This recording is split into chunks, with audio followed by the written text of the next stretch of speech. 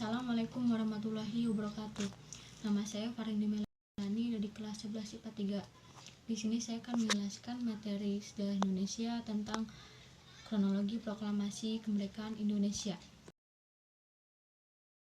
Perang Aceh Timur Raya yang berlangsung selama Jepang mengalami beberapa kekalahan dan juga ambang kehancuran. Pada tanggal 7 September 1944, Jenderal Kuniaki Koiso di hadapan parlemen Jepang berjanji untuk memerdekakan negara Indonesia bila mencapai kemenangan dalam Perang Pasifik. Tujuannya yaitu mendapat bantuan Indonesia dalam perang tersebut. Kaum pergerakan nasional menyambut hangat janji kemerdekaan oleh Jenderal Koiso. Anggota Badan Penyelidik Usaha-Usaha Persiapan Kemerdekaan Indonesia atau BPUPKI dilantik oleh Jenderal Kumakichi Harada. Rajiman Weddiudiningrat, tokoh pergerakan nasional, ditunjuk sebagai ketuanya. Tetapi tidak semua petinggi militer Jepang sepakat dengan pelantikan BPUPKI. Misalnya Jenderal Izagaki dan Yujiro Nagano. Keberatan dua jenderal itu tidak berarti banyak. Mayoritas petinggi militer Jepang tetap mendukung BPUPKI. Sidang BPUPKI dari tanggal 29 Mei sampai 1 Juni 1945 berjalan dengan mulus dan lancar. Setelah bersidang 2 kali kerja, BPUPKI berakhir dengan baik sesuai harapan Jenderal Kumakichi Harada. BPUPKI lalu dibubarkan oleh Jenderal Terauchi Hisaichi, diganti jadi Panitia Persiapan Kemerdekaan Indonesia atau PPKI pada tanggal 7 Agustus 1945. 21 anggota PPKI diumumkan dan sebagian besarnya berasal dari anggota BPUPKI.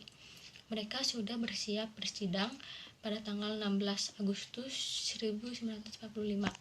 Soekarno, Hatta, dan Rajiman Weddiudiningrat, wakil PPKI, terbang ke Dalat, Vietnam pada tanggal 12 Agustus 1945. Di tengah kabar pengeboman Hiroshima dan Nagasaki di Jepang, Jenderal Hisaichi Terauchi, Panglima Angkatan Perang Jepang di Asia Tenggara, menyambut kedatangan mereka. Jenderal Terauchi berkata bahwa PPKI bisa segera memproklamasikan kemerdekaan Indonesia. Kabar gembira tepat pada hari ulang tahun Hatta, mereka semua senang. Kemerdekaan sudah di depan mata. Sepulang dari Vietnam, sejumlah pemuda dari Organisasi Angkatan Pemuda Indonesia atau API membawa Soekarno dan Hatta ke Rengas Dengklok, Karawang. Pada pagi hari tanggal 16 Agustus 1945, dalinya begini: situasi Jakarta genting bung. Pemuda mendesak Soekarno dan Hatta segera memproklamasikan kemerdekaan Indonesia. Jepang sudah menyerah, kata pemuda. Soekarno dan Hatta terkejut, tapi Soekarno enggan memenuhi permintaan para pemuda.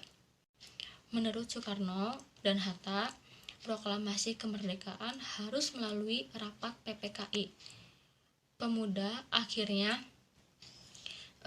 memulangkan mereka ke Jakarta pada sore harinya.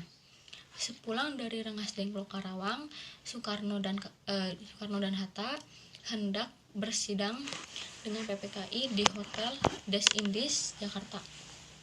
Tetapi Jepang melarangnya. Perubahan situasi mengarahkan rapat persiapan kemerdekaan ke Rumah Laksamana Maeda Perwira Angkatan Laut Jepang. Di tempat inilah, dalam sebuah ruangan, Soekarno, Hatta, dan Ahmad Subarjo merumuskan naskah proklamasi kemerdekaan tanpa gangguan dari Jepang. Soekarno lalu membacakannya ke anggota PPKI dan pemuda di serambi rumah. Naskah yang singkat, tapi semuanya sepakat dengan isinya. Kemerdekaan bukan lagi impian. Hari bersejarah itu tiba.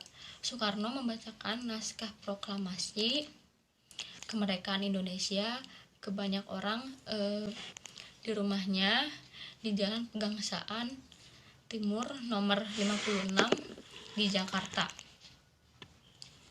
Tokoh-tokoh pergerakan nasional dan rakyat bisa membaur mendengarkan pembacaan itu dengan hikmat.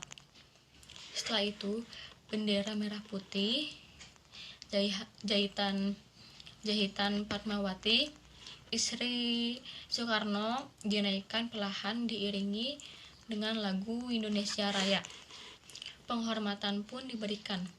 Tanggal 17 Agustus 1945, Indonesia akhirnya merdeka. Ini bukanlah pemberian, melainkan hasil perjuangan dari seluruh rakyat Indonesia. Proklamasi kemerdekaan mengantar bangsa Indonesia bergelut dengan cerita baru. Jepang memang telah terjungkir, tetapi pengaruhnya belum berakhir. Ini dialami oleh fotografer Mendur bersaudara dalam merekam dan menyebar proklamasi. Jepang menghancurkan kamera Alex, Mendur sang kakak. Karena itu Franz sang adik mengubur negatif fotonya di halaman kantor surat kabar Asia Raya.